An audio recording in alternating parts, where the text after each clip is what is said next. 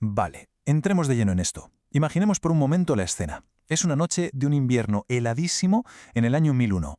Hay una tormenta brutal azotando las ventanas góticas de un monasterio en la montaña de Brücken, en Alemania. Y en medio de los relámpagos y un viento ensordecedor, tenemos a un monje solitario plantado en la cima de la montaña. Pero no está allí para rezar. Está allí para gritar a los cuatro vientos las palabras de esta invocación, atreviéndose a llamar al mismísimo diablo. Es un punto de partida, la verdad, de película, y nos pone en bandeja el tema de este análisis. Bienvenidos a esta exploración. Hoy vamos a diseccionar la historia, las leyendas y las instrucciones ultradetalladas de uno de los textos más notorios de la magia y la brujería, el libro de San Cipriano. Pero ojo, no lo vamos a tratar como un simple mito para asustar por las noches, sino como lo que realmente es, un artefacto cultural alucinante. A lo largo de este análisis, desgranaremos qué esconde exactamente este tomo tan legendario y por qué sus páginas han traído de cabeza a tanta gente a lo largo de los siglos. Sección 1. El monje y el diablo.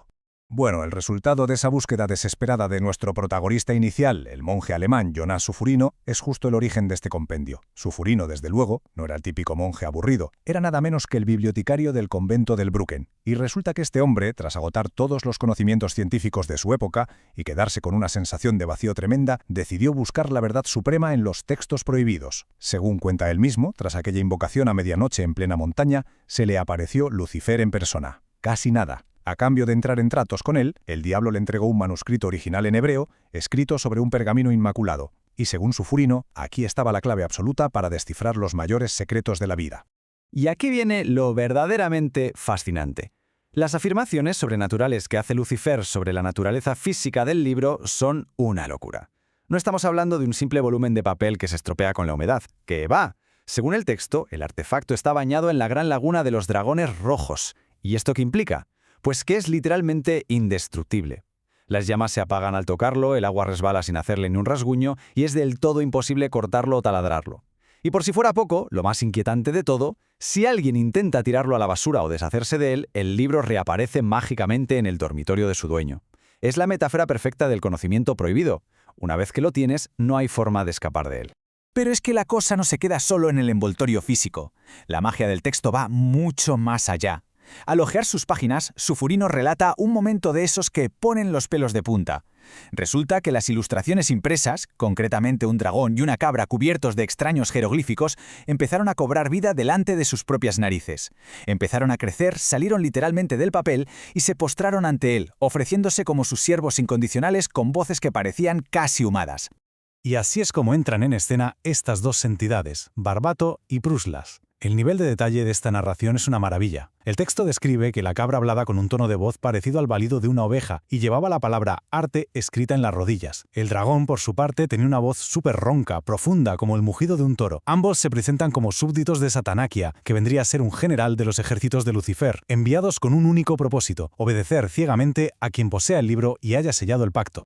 Sección 2. La leyenda de Cipriano.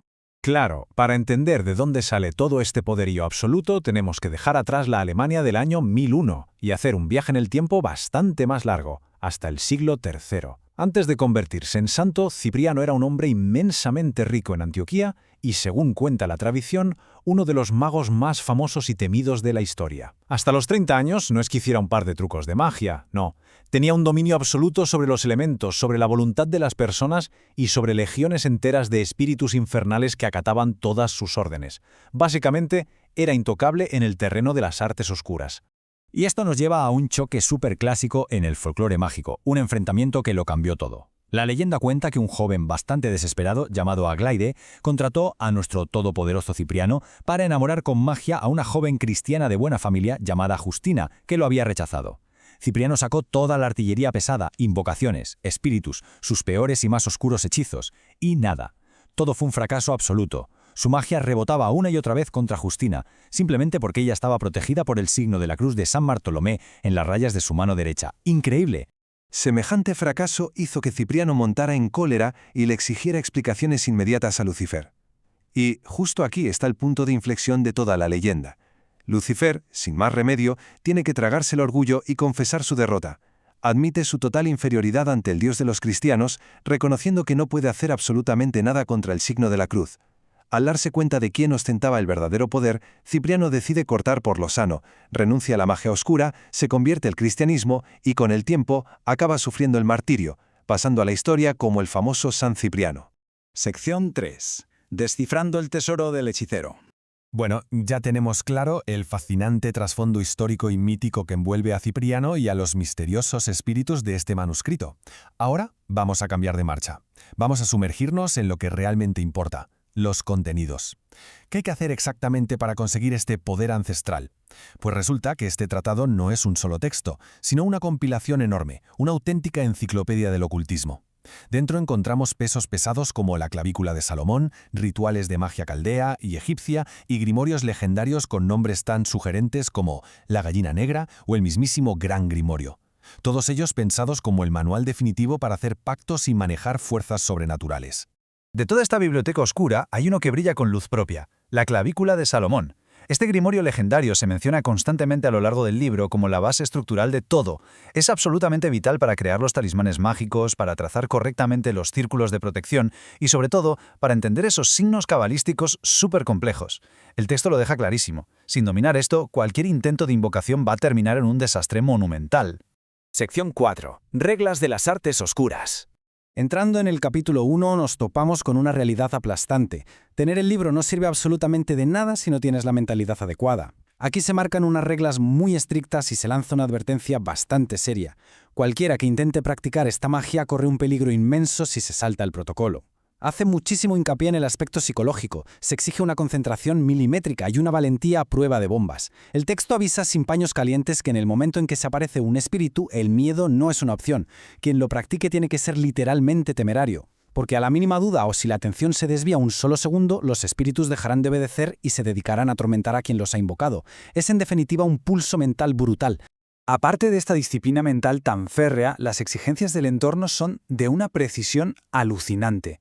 Todo, absolutamente todo alrededor, tiene que estar limpio de símbolos bendecidos o religiosos.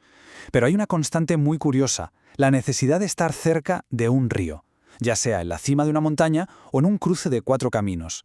Antropológicamente hablando, el texto da una justificación casi científica para esto, afirmando que el agua y el aire son los mejores medios de transmisión para el pensamiento mágico.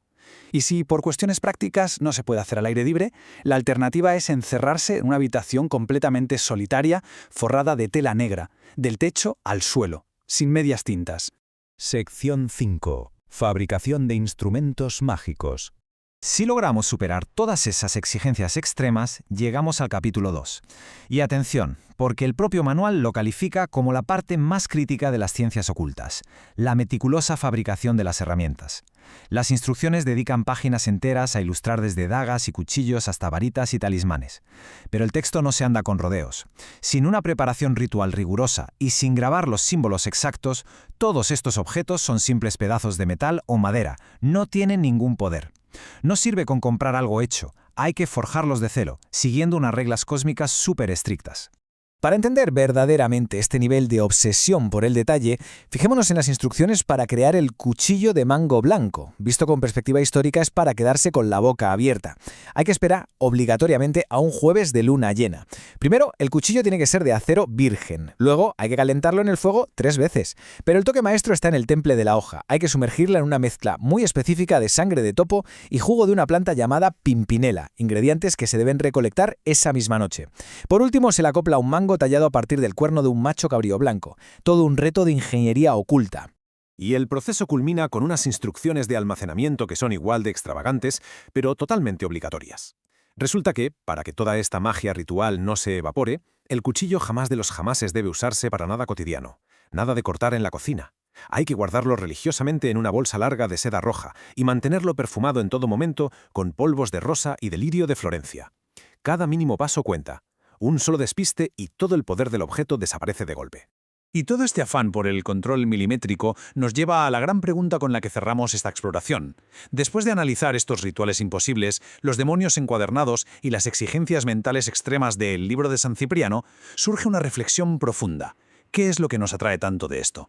Independientemente de que se crea o no en la magia, este texto es la prueba viviente de una necesidad muy humana, la de buscar orden, control y poder en un mundo que a menudo es caótico e impredecible. La precisión casi científica de sus reglas y las promesas de poder absoluto que ofrece siguen tocando una fibra muy sensible en nuestra imaginación colectiva. Es ese deseo eterno de descifrar los secretos ocultos de la naturaleza.